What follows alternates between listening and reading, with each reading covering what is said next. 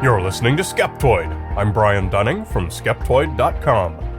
Pit bull attack. Perhaps the most horrifying story to hear on the news is a case of a child being killed by a pack of dogs. Hardly anything can incite a more emotional response. We're quick to vilify the dogs, perhaps justifiably so, perhaps not.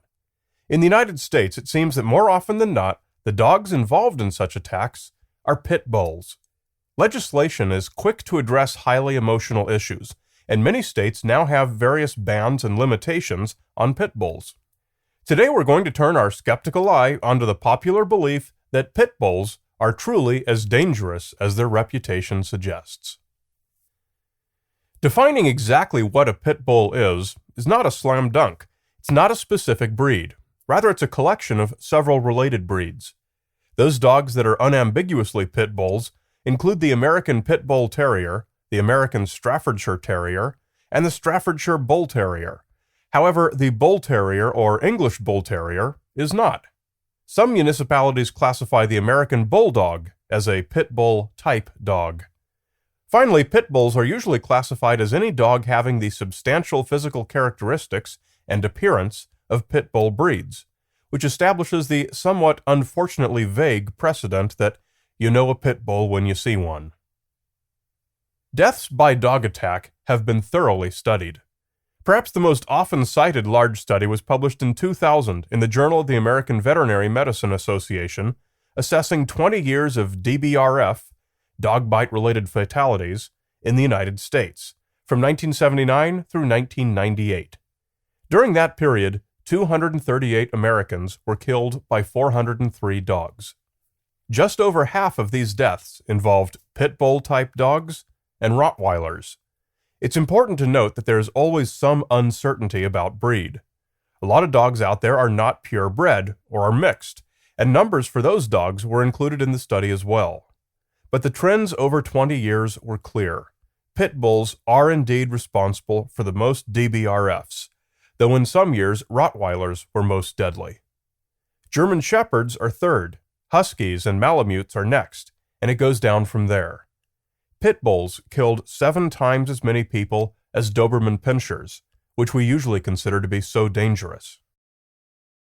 The authors of the study also noted one very important weakness of such studies. They look only at the dogs themselves and not at the owners. The example they give is that of an owner who wants an aggressive dog, perhaps as a guard dog or as an ornament for his barbed wire bicep tattoo. An owner who wants a scary dog and who plans to use it in a macho or antagonistic way is much more likely to buy a pit bull to put into this role than he is a poodle or a chihuahua. Some percentage of potential dog bite scenarios are always going to be set up by aggressive dog owners. So statistically, we're always going to see a correlation between dog bites and certain breeds that were selected based on reputation, whether that reputation is deserved by the dog or not. When lacrosse coach Diane Whipple was killed by 2 pit bull-type dogs in San Francisco in 2001, the specific breed was a Presa Canario. Sales of these shot up, driven by people who wanted the latest and greatest bad boy dog. They were selected by aggressive people based on reputation. Indeed, the San Francisco dogs were owned by a couple who was raising them on behalf of prison inmates trying to run a dog-fighting operation from their prison cell. The other glaring weakness of this type of study is that it doesn't take into account the relative prevalence of each of these dog breeds. Maybe pit bulls killed 7 times as many people as Dobermans because there are 7 times as many of them out there. So what are the numbers? Are pit bulls, Rottweilers, and German Shepherds sufficiently popular that numbers alone can account for the number of deaths they cause? That is, unfortunately, a question that cannot be well answered. The only real manifest of dog breed popularity in the United States is the American Kennel Club's registry. This registry includes only dogs that owners choose to register, and is highly skewed toward purebred dogs owned by serious dog owners. It does not include anywhere near the more than 75 million dogs living in the United States. Labrador Retrievers nearly always top the AKC list, yet these were listed 12th in fatalities in the 2000 study. Rottweilers, found right at the top of the DBRF list, rank down in the teens on the AKC registrations. The relative registrations of German Shepherds, on the other hand, does match their position on the DBRF list, right up in the top 2 or 3. We might be able to make the following conclusions from these few data points. 1. Labrador Retrievers are very safe dogs. 2. Rottweilers are very dangerous dogs. 3. German Shepherds are about average.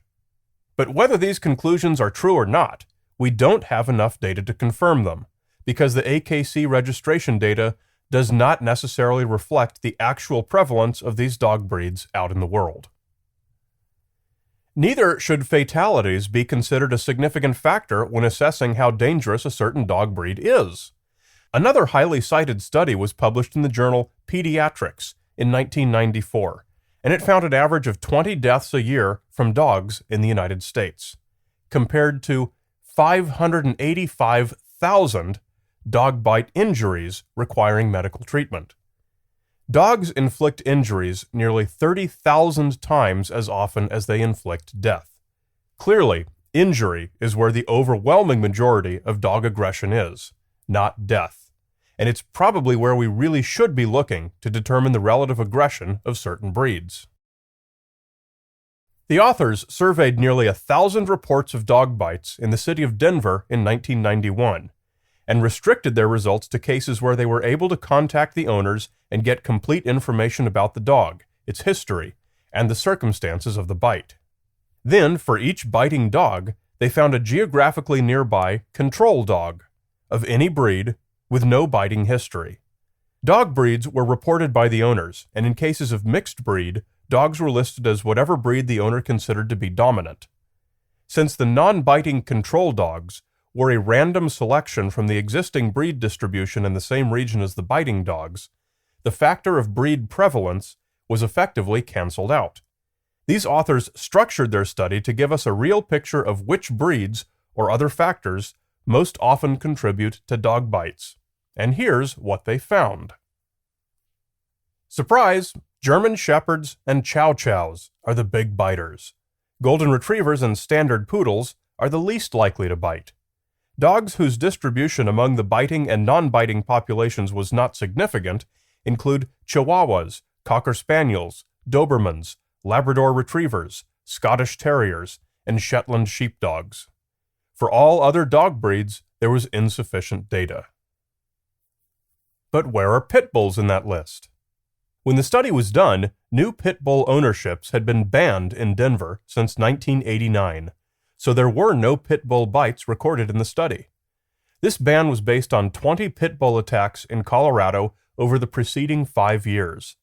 That's 4 a year, out of a nationwide 585,000 a year. A class of plaintiffs called the Denver Dog Fanciers tried to overturn the ban, unsuccessfully. The court's findings included, "It cannot be proven that pit bull dogs bite more than other dogs. However, there is credible evidence that pit bull dog attacks are more severe and more likely to result in fatalities." And, "The city did prove that pit bulls inflict more serious wounds than other breeds. They tend to attack the deep muscles, to hold on, to shake, and to cause ripping of tissues. Pit bull attacks were compared to shark attacks." These points do seem to be supported by the facts. Pit bulls are involved in a disproportionately high number of fatal versus non-fatal attacks, though this number is still extremely small. Pit bulls do tend to bite and hold, displaying an amazing ability to not release their grip. This has given rise to the rumor, which is completely false, that they have some physiological ability to lock their jaw. There's also no truth to the story that pit bulls have uniquely large jaw muscles or have the highest measured bite strength. Pit bulls are strong, no doubt about it, but so are many other large dogs. Only a very few studies of dog bite force have been done, and Rottweilers seem to be the strongest found so far, with a bite force of around 1,400 newtons. Pit bulls have been measured at 1,100 newtons. For comparison, hyenas can bite with 4 times the force, at over 4,400 newtons. But keep in mind that these numbers are from very small pilot studies. Here are some other factors that the Pediatrics authors found. Dogs bite more often when they're male, when they're not neutered, when they're over 20 kilograms, and when they're less than 5 years old. Biting dogs are more likely to live in homes with children below the age of 10, and are more likely to be kept chained when outdoors, and are more likely to growl at visitors. Interestingly, obedience training, guard training, and discipline styles have not been found to have a statistically significant impact on that dog's likelihood to bite.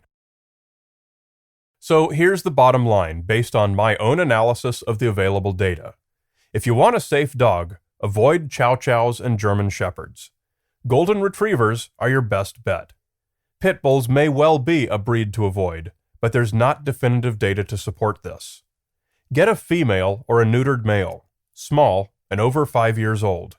The fewer children around, the less likely it is to bite. If a dog is going to bite you, though, the two breeds you least want it to be are a Pit Bull or a Rottweiler. They are definitely the most dangerous biters once they decide they're going to bite you. If you see one on the street, there is not sufficient data to support any particular need for concern. Like all dogs, its owner and its environment are major factors in its level of aggression. This is a case where the value of good science is to drive policy. Most researchers agree that breed-specific legislation, a nice term for pit bull bans, are inappropriate. No good data exists to demonstrate that such bans have had any impact. Improved enforcement of existing laws and improved education for dog owners are far more likely to reduce the number of dog bites, fatal or not.